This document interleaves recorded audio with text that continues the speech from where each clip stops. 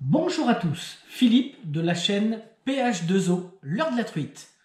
Content de vous retrouver pour cette nouvelle vidéo, qui sera d'ailleurs la dernière avant le jour J, car l'ouverture de la truite se rapproche vraiment à grands pas, et je sais que nous sommes tous impatients d'être ce jour-là. Donc une vidéo avec le thème sur mes leurres, plus précisément mes nouveautés 2020 qui vont m'accompagner tout le long de cette saison. Alors je tenais quand même à vous dire que les leurres que je vais vous présenter piquent le portefeuille, ça c'est clair.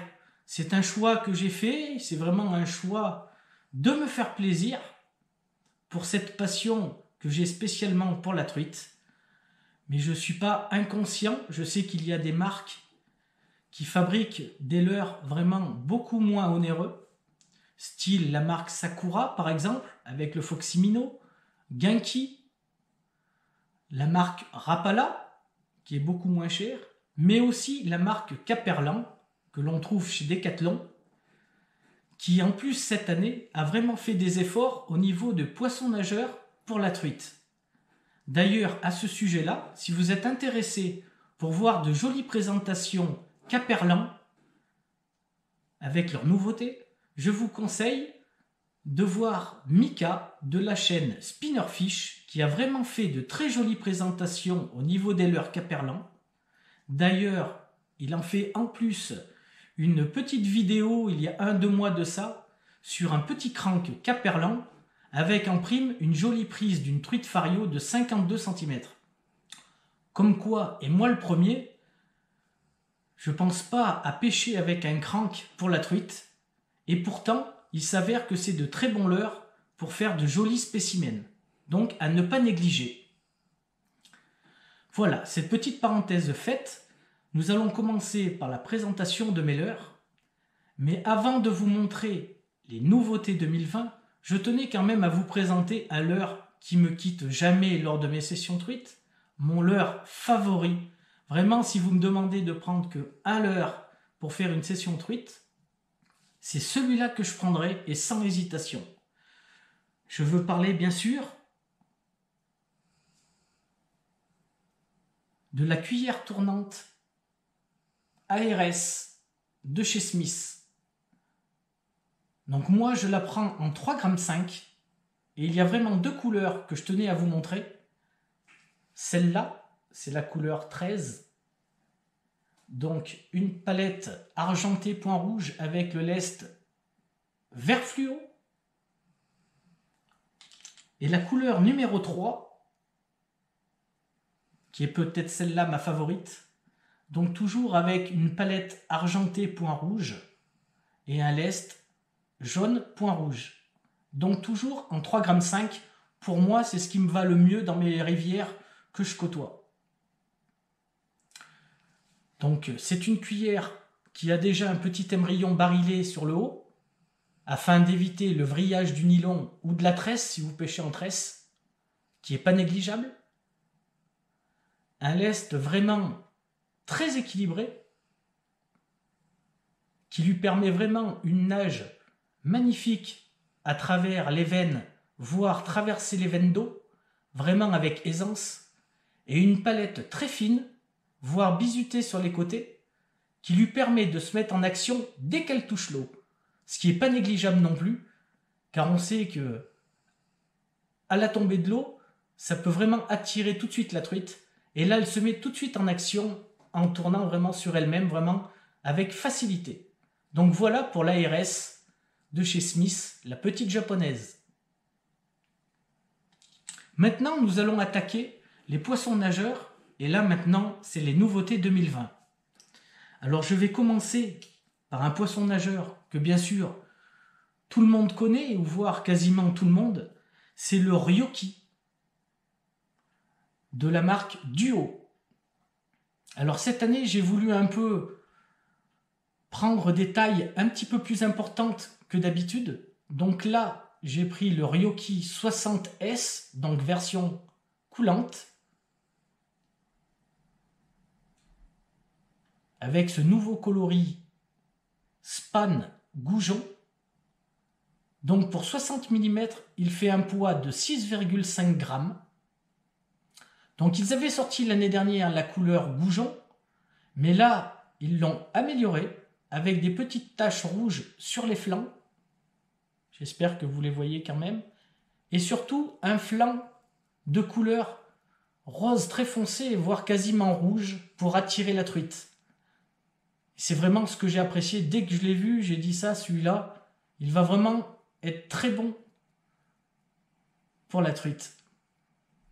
Donc c'est à leurre coulant, bruiteur, qui tient vraiment énormément, avec facilité, les courants même très forts. Donc il va être dans les veines d'eau vraiment les plus fortes, sans décrocher. Vraiment un petit leurre vraiment très très sympa, avec vraiment une très jolie couleur. Donc la couleur Span Goujon. Maintenant, je vais vous présenter le concurrent direct du Ryoki. Je veux parler du Décontact. Alors celui-ci, bien sûr, est silencieux. Donc là, cette année, ils nous ont gâtés avec un coloris vraiment magnifique. C'est la couleur T3, donc en 63 mm. Donc je le répète, leurre silencieux, vraiment d'une couleur vraiment magnifique, sur le dessus des petites taches dorées, et vraiment des flancs vraiment magnifiques. Donc encore un poisson nageur qui tiendra très bien les courants, même les courants les plus forts, que j'anime particulièrement en amont, canne haute avec des petits twitch, et en aval, canne baissée avec des petits twitch également. Vraiment un petit aimant à truite. Le Décontact 63 mm, couleur T3, pour un grammage de 7 grammes. Voilà pour les marques japonaises. Maintenant, c'est vrai que cette année, j'ai voulu me pencher un peu plus sur les marques françaises, des artisans qui nous font vraiment des petits poissons nageurs, vraiment des vrais petits bijoux faits main. Donc, je vais commencer avec une marque qui commence vraiment à monter très sérieusement, c'est la marque Cicolure. Donc, une petite entreprise qui se trouve en Charente, spécialiste de la pêche de la truite. Donc ils font des cannes sur mesure, des épuisettes, des leurres souples, et donc aussi vraiment des petits poissons nageurs vraiment magnifiques. Et donc j'ai voulu prendre le Seiko First, version coulante, parce qu'ils l'ont sorti en version suspending. Donc là c'est la version coulante. Il fait 53 mm pour 5 grammes. Vous pouvez remarquer les flancs vraiment très plats, avec un ventre couleur UV, avec petit rappel de taches rouges pour attirer la truite. Donc des flancs très plats qui vont lui permettre de tenir vraiment très bien les courants, même très forts. Il a une forme quand même spéciale, qui lui donne une nage atypique, mais surtout un équilibrage parfait. C'est-à-dire qu'à la descente, dans les couches d'eau, il va rester à l'horizontale. Contrairement aux autres poissons nageurs qui auront tendance à piquer du nez ou de l'arrière, celui-là va rester vraiment à l'horizontale et va descendre vraiment, qui lui permet vraiment d'attaquer directement une animation tout en restant à l'horizontale. Donc vraiment hâte de l'essayer. J'ai pris bien sûr la couleur Véron, que vous pouvez remarquer est vraiment magnifique. Le Seiko First de chez Cicolure, version coulante, 53 mm pour 5 grammes. Vraiment couleur Véron, vraiment magnifique, des reflets vraiment splendides. Voilà pour la première marque française. Maintenant, j'ai réussi à dénicher une petite marque française, vraiment par hasard sur internet, sur le site Pickers Shop. Donc c'est William qui nous réalise vraiment des petits bijoux faits main. Donc j'ai pris le Nati en 55 mm pour un poids de 5 grammes. Il est réalisé en bois de balsa avec une feuille d'abalone qui lui donne un effet vraiment de brillance et de taches d'essence avec des reflets vraiment de fou. Bien sûr, des flancs quand même assez plats qui va lui donner vraiment une bonne tenue dans les courants avec des petites taches rouges, bien sûr, pour attirer la truite. Mais il est quand même compact pour lui permettre des lancers quand même assez précis et une nage attrayante et papillonnante. Alors c'est vrai que j'adore des leurres comme ça qui ont tendance à papillonner dans l'eau. C'est vrai qu'avec des reflets en plus comme celui-là, en eau claire, avec rayons de soleil, je pense que ça va vraiment attirer la truite, voire même l'agacer, et ce qui peut déjà des fois déclencher de très jolies attaques. Donc bravo William, qui nous a vraiment réalisé vraiment de très jolis petits poissons nageurs en bois de balsa, tout à la main. Pour un prix de 15,50 €, donc je trouve que le prix est vraiment attractif, vraiment pour un fait main de cette façon-là. Vraiment bravo William, bravo à lui. Donc vous pouvez retrouver sur Pickers Shop. Ils proposent aussi des voyages pour le carnassier, brochet, black, saumon aussi, donc à l'étranger. Donc vous pouvez consulter son site, vraiment très intéressant, et regarder un petit peu tout ce qu'il fabrique au niveau des leurres, c'est vraiment magnifique. Vraiment, bravo pour William. Je lui ai pris également le Lémi. Donc en 55 mm également comme le Nati, pour un poids de 5 grammes également. Celui-là a peut-être les flancs un peu plus étroits, donc qui tiendra encore mieux les courants, même les courants bien forts. Il a quand même une couleur naturelle, même si sa couleur dorée, jaune doré, lui donne quand même des petites couleurs flashy. Vraiment magnifique, super travail, vraiment en bois de balsa, vraiment splendide. Vraiment hâte d'essayer ces petits poissons. Donc celui-là, il a une nage agressive et extrêmement saccadée, ce qui pourra attirer bien sûr Madame Fario. Donc voilà les deux petits bijoux de William. Vraiment super sympa. Et celui-là est au prix de 13,50 €. Donc vraiment hâte d'essayer ces deux petits bijoux. Franchement, du fait main, vraiment, j'avais hâte de vous présenter vraiment ces deux petits bijoux. Voilà, maintenant pour compléter un petit peu la boîte, et par rapport aux commentaires que j'ai fait au début de vidéo, j'ai voulu un petit peu trouver un petit crank pour compléter mes boîtes. Donc, chose faite, j'ai trouvé le petit Noracra de chez Ilex. Vraiment, quand j'ai vu sa forme, c'est vrai que ça m'a tout de suite attiré. Donc il a une forme un peu pour l'area, mais vraiment une forme vraiment sympathique. C'est la couleur Glow Fluo Pink, donc blanc avec moucheté de rose, qui pourra attirer vraiment la truite. Donc un petit crank de 42 mm, flottant. Il a une forme qui lui confère une nage de grande amplitude, avec un très fort roulis. Et même quand on le ramène doucement, il va toujours donner ce petit mouvement de roulis, voire l'impression de tourner sur lui-même. Donc il va être capable de nager très doucement et toujours de garder son roulis. Ce qui risque d'attirer Madame Fario, surtout dans les fosses, voire courant quand même assez faible. Mais vraiment, un très joli petit crank, donc de la marque Ilex. Vraiment magnifique. Voilà, pour compléter un petit peu mes boîtes, avec un petit crank vraiment super sympa. Maintenant, il faut savoir qu'en début de saison, c'est vrai que au niveau des poissons nageurs, c'est le moment un peu plus difficile pour pêcher, puisque la truite sort de fraye, elle est fatiguée, les eaux sont froides, donc elle a tendance à rester au fond de l'eau, cachée sous les pierres ou dans les fosses, vraiment sans être trop dans les courants. Donc il va falloir penser quand même à pêcher beaucoup plus doucement et vraiment lui mettre le leurre devant le nez pour qu'elle l'attaque.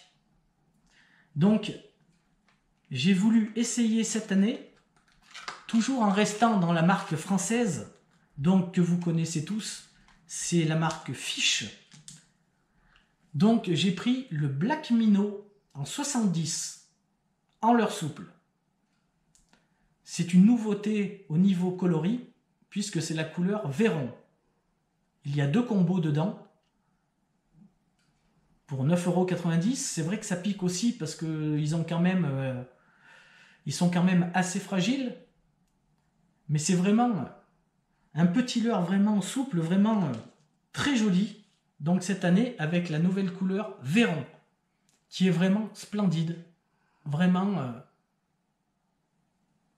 un vrai petit Véron, donc une souplesse vraiment incroyable. Donc là, bien sûr, je vais pouvoir pêcher beaucoup plus doucement et insister au niveau des grosses pierres, voire insister au niveau des fosses, vraiment avec des petits coups de sion, vraiment style pêche au Véron manié. Donc avec ce leurre, je pense que ça peut des fois déclencher de belles attaques, surtout en ce début de saison. Voilà ce qui est au niveau de mes leurres. Donc maintenant, je vais parler de l'armement, puisque vous avez remarqué que tous mes leurres sont armés d'hameçons simples sans hardillon, histoire d'abîmer le moins possible la truite, parce que le no-kill c'est bien, mais il faut quand même penser à lui faire le moins de mal possible, et je pense que les hameçons simples sans hardillon, c'est la meilleure solution. Maintenant, c'est mon avis personnel. Donc, moi, j'équipe tous mes leurres avec des hameçons simples sans hardillon. C'est la marque Decoy, c'est les Area Hook type 3 que j'utilise depuis déjà 2 saisons et j'en suis vraiment très content.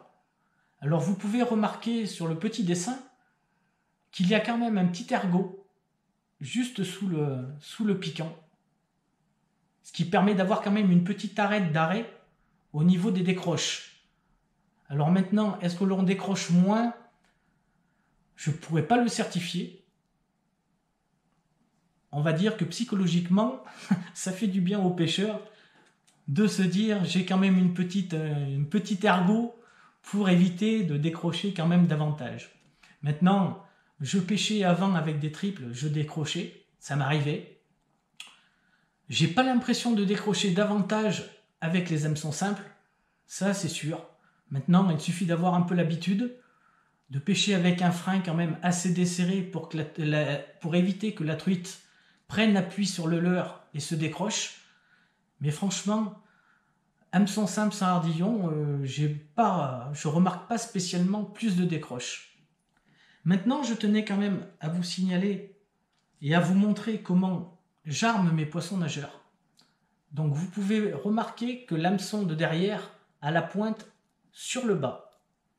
Alors un petit clin d'œil à Chris qui nous avait expliqué cela. Il faut savoir que la morphologie de la truite est telle que sa bouche, la partie inférieure est beaucoup plus souple que la partie supérieure. D'ailleurs, on peut trouver du cartilage sur la partie supérieure.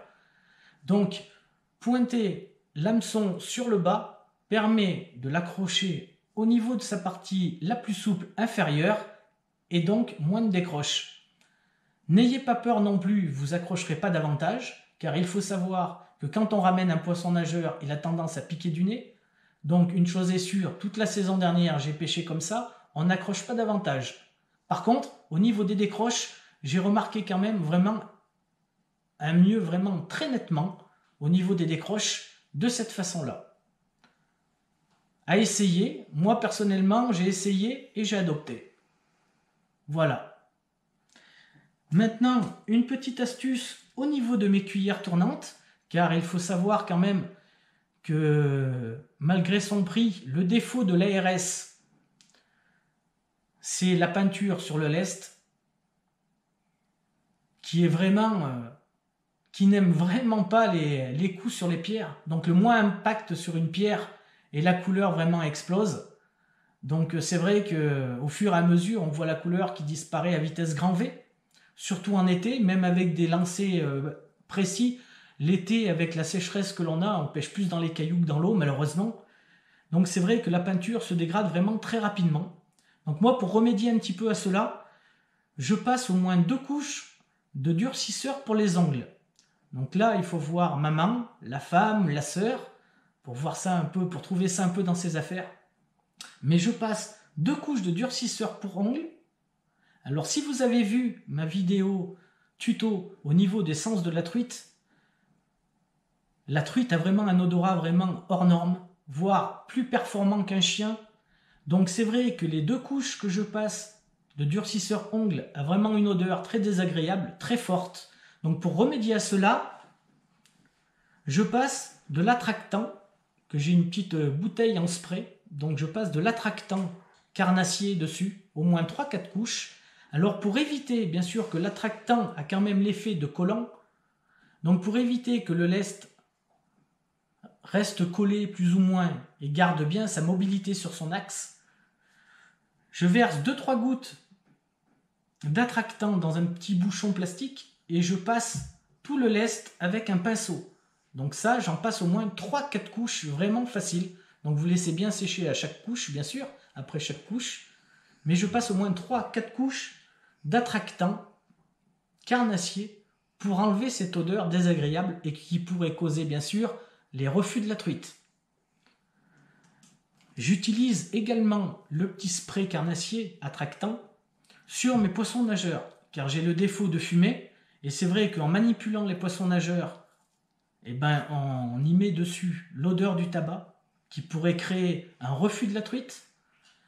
Donc, une fois que j'ai accroché mon poisson nageur sur mon nylon, je mets 2-3 coups de spray attractant pour carnassier, pour enlever cette odeur de tabac, qui pourrait bien sûr causer le refus de la truite. Voilà au niveau de mes petites astuces. Je pense avoir fait le tour un petit peu de tout ce que je voulais vous montrer et vous dire surtout. Donc maintenant, j'espère que vous avez passé un bon moment avec cette vidéo. Et puis bien sûr, avant de vous quitter, je suis obligé de vous souhaiter bien sûr une très bonne ouverture truite. J'espère bien sûr qu'il y aura des beaux poissons qui seront attrapés. Et bien sûr, on se retrouve pour une prochaine vidéo au bord de l'eau. Ce coup-ci, bien sûr, ça sera beaucoup plus sympathique. Donc je vous dis à bientôt sur la chaîne PH2O, l'heure de la truite.